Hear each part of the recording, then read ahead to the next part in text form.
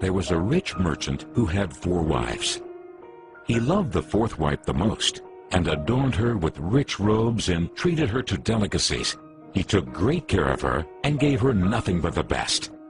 He also loved the 3rd wife very much. He's very proud of her and always wanted to show off her to his friends. However, the merchant is always in great fear that she might run away with some other men. He too loved his 2nd wife. She is a very considerate person, always patient, and in fact is the merchant's confidant. Whenever the merchant faced some problems, he always turned to his 2nd wife, and she would always help him out and tide him through difficult times. Now the merchant's 1st wife is a very loyal partner and has made great contributions in maintaining his wealth and business as well as taking care of the household. However, the merchant did not love the 1st wife, and although she loved him deeply, he hardly took notice of her. One day, the merchant fell ill. Before long, he knew that he was going to die soon. He thought of his luxurious life and told himself, "Now I have 4 wives with me, but when I die, I'll be alone. How lonely I'll be." Thus, he asked the 4th wife, "I love you most, endowed you with the finest clothing and showered great care over you. Now that I'm dying, will you follow me and keep me company?" "No way," replied the 4th wife, and she walked away without another word.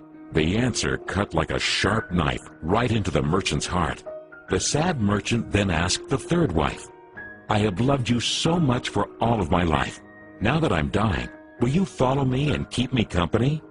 "No," replied the 3rd wife. "Life is so good over here. I'm going to remarry when you die." The merchant's heart sank and turned cold.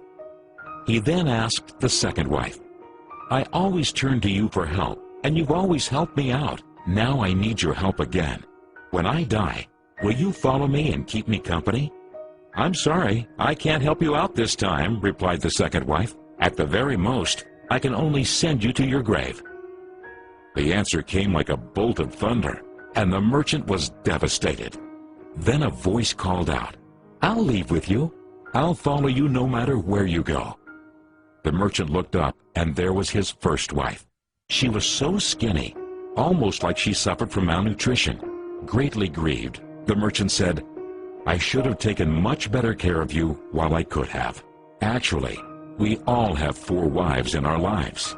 The 4th wife is our body. No matter how much time and effort we lavish in making it look good, it'll leave us when we die. Our 3rd wife? Our possessions, status, and wealth. When we die, they all go to others. The 2nd wife is our family and friends.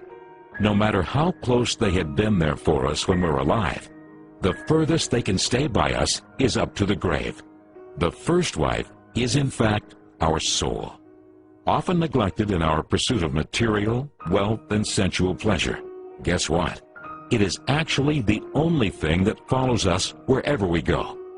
Perhaps it's a good idea to cultivate and strengthen it now, rather than to wait until we're on our deathbed to lament.